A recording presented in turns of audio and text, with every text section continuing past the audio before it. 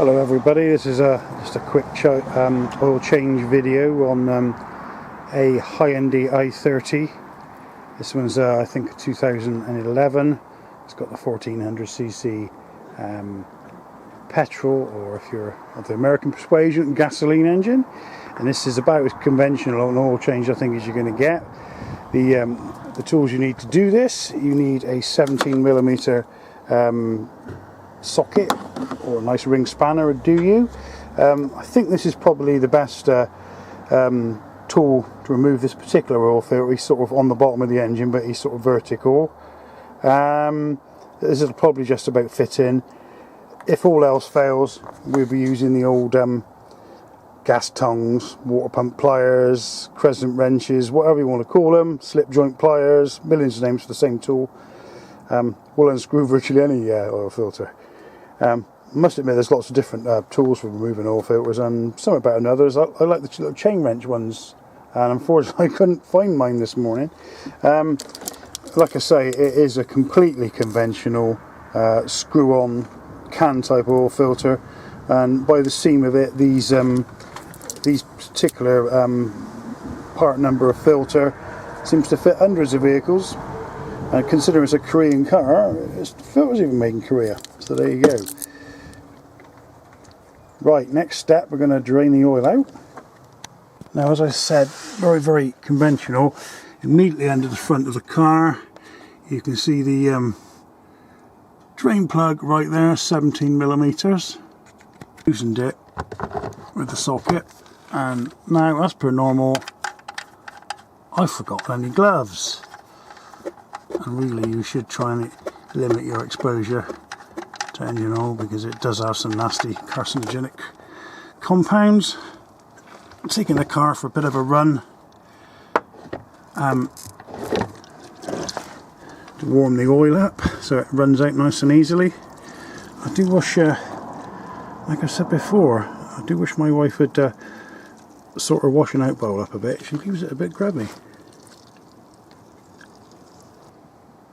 Right, the oil's still dripping here, and there's where the filter lives, and I have to say, you can see the dents on the side where I had to use quite a lot of force on the old water pump pliers to get it loose. To be honest, this one would probably be better done with one of the wrap-around strap or chain type tools which go on the end of a half-inch drive socket.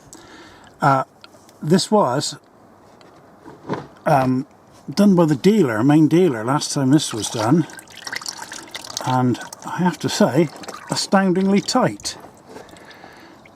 Let's leave it dripping for a minute before I take it off. Getting more oil on my hands.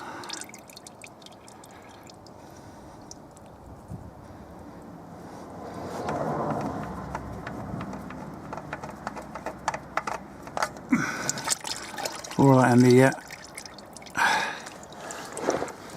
old drainer bowl.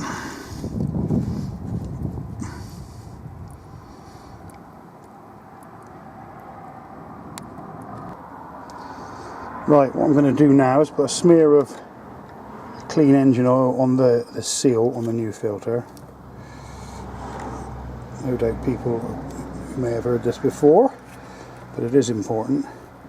A little smear around there allows the filter to go on, screw on the bottom of the engine, and tighten up nicely without being ridiculously over tightened like the previous one. So we can pop him on now. Ooh, bit of shaky camera work getting underneath. Right, and that's where he lives.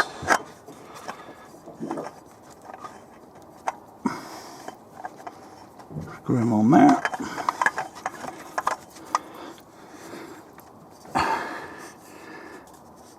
Good and firm hand tight. And what I should get in a minute, I'll get a clean bit of rag, and because obviously my hands are a bit oily with the other oil, a clean oil, I will give that a nip up with a rag in my hand. Right, I couldn't find a rag, but I could find a pair of gloves. That's a grunting going in here, but good firm hand tight like that really is tight enough for a screw and can oil filter. Right, drain plug going back in now with a new copper washer on it, sealing washer.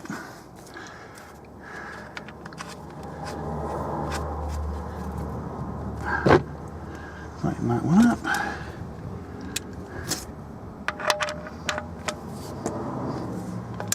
Give it a firm nip.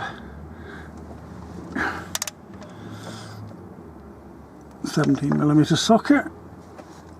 I have to seat the copper washer.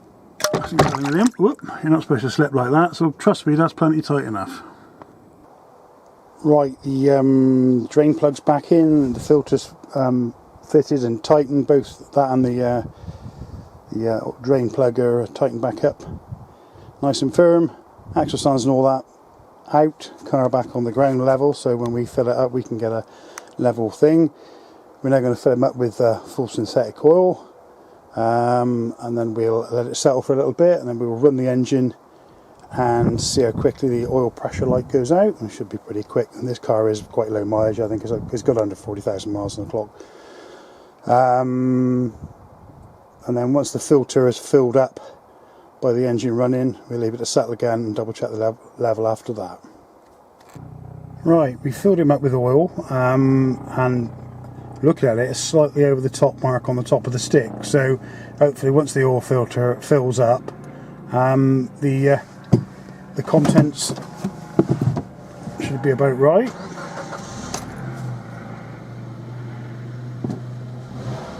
There we go, almost instant oil pressure switch going out. So, you know, as I said, it is a pretty low mileage, 37,232. So it's a pretty low mileage engine, very quiet. So we'll leave it to run for a minute or two, and then we'll just check the oil level, but I don't think I'll be having to add any. As a footnote, as far as the type of oils these cars, well, any car needs these days, you can check it against the registration number. A lot of the oil manufacturers have got a number on the side of the can where you can text your reg number to their thing, and they'll come back and tell you which sort of oil. Or there's various online things, Eurocar parts, even Halfords. I actually used Halfords for this one. Double check some oil that I already had. So there we go. Hopefully all a good job, and a few more miles to be done yet with this car.